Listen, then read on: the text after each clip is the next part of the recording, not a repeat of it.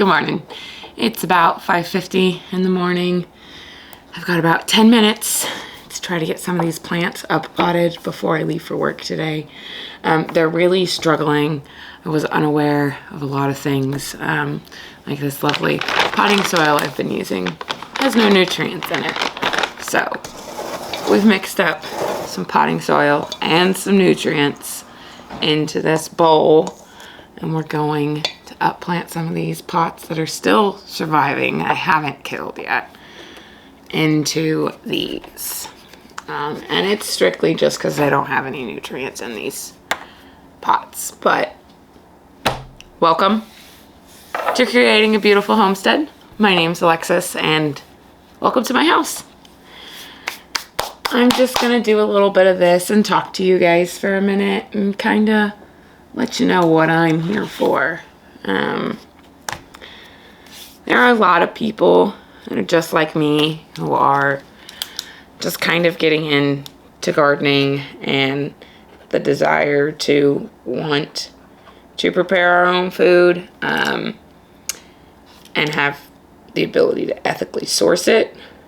I grow as much food as I possibly can because I like to preserve it. I like to have homegrown food. You know, tomatoes from the store taste like disappointment. It's just the truth to the matter. And I will much rather always grow my food. But that isn't always easy. It's very discouraging, you know. If you're anything like me and you watch other YouTubers, you know how discouraging it can be.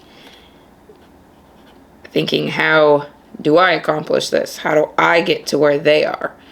And most of the time, a lot of these people have been doing this for 5, 10, 15 years even.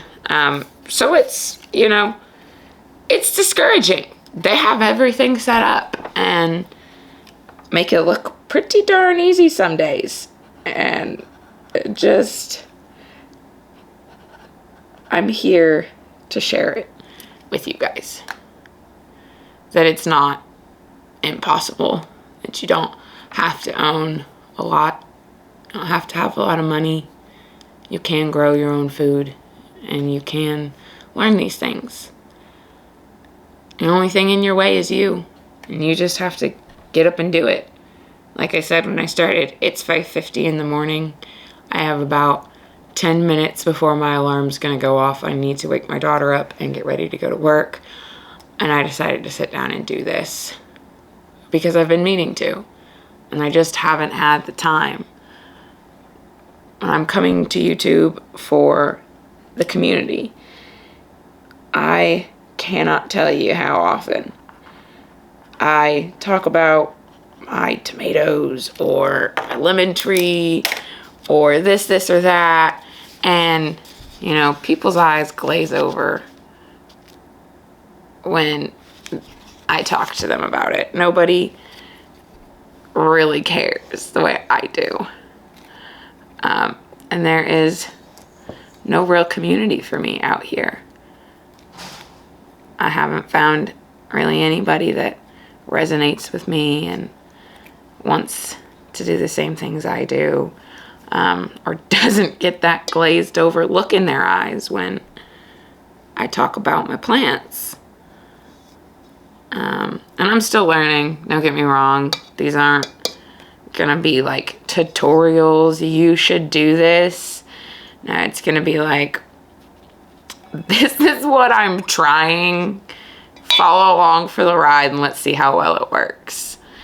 So my little seedlings, over the last 2 years, I've learned in my gardening excavations that, well, for one, I'm a little too aggressive and I pack my dirt too tight.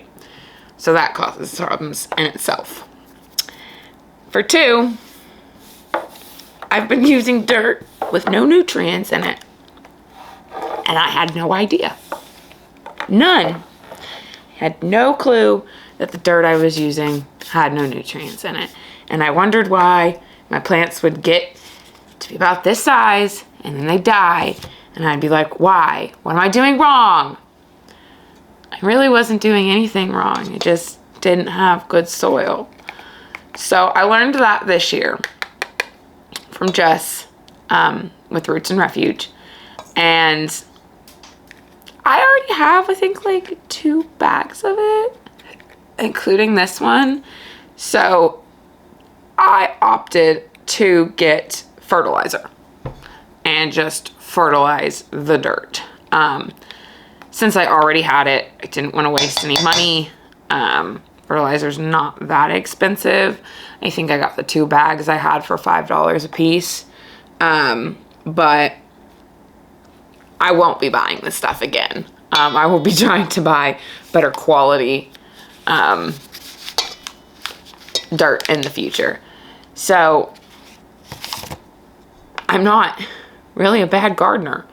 I just don't know everything yet. And my poor plants just needed a bit of nutrients and some looser soil, I think. I think I've been packing my soil too tight. So I've been doing it really light.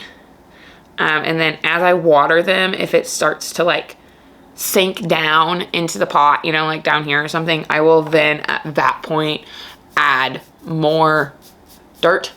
It seems to be working.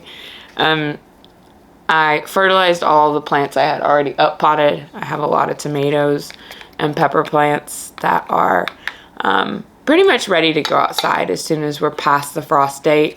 But I think I'm going to wait until about mid-May. Here in central Kansas, our last frost date is estimated between May 1st and May 10th.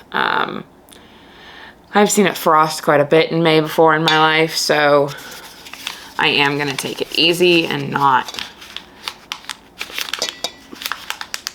get too overzealous and put them out too early. I don't want to kill anything. That is very important to me. I want these things to live. Tomatoes and peppers this year are very important. It's my favorite summer crop, and again, store-bought tomatoes taste like disappointment. So I'm really here for the community and learning. I've been very discouraged for a very long time on how do I do this? I can't grow anything. I kill everything, which in part is certainly true and partly not. I really don't kill everything. I mostly neglect plants, especially indoor plants. These plants here aren't the greatest, some of them, because they didn't have any nutrients and they just should have been up potted sooner, and I didn't get around to it.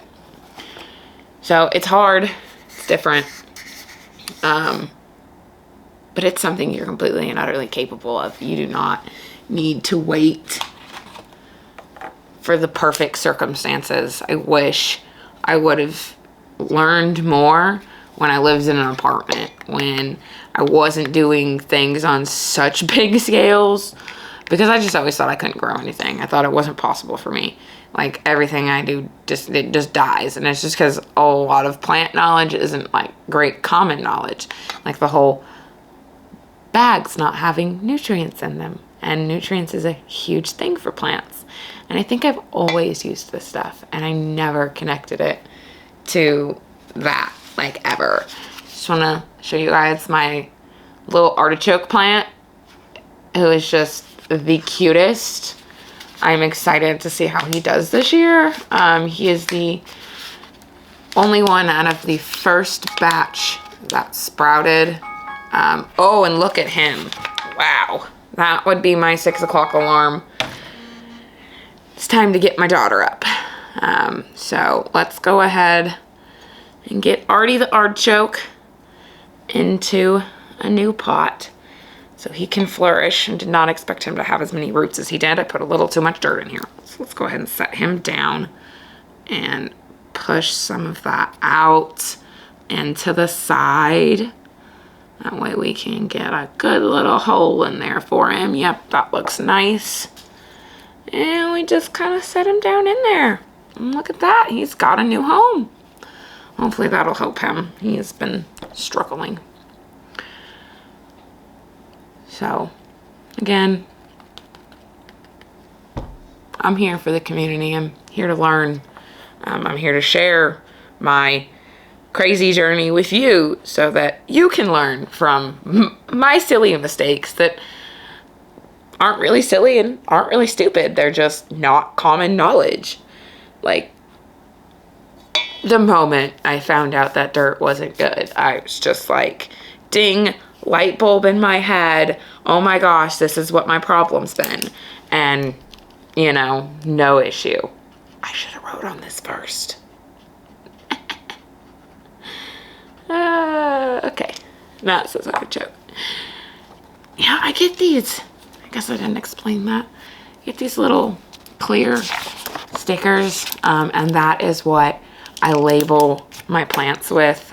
I have a hard time with tags. I always get lost or my kid pulls them out.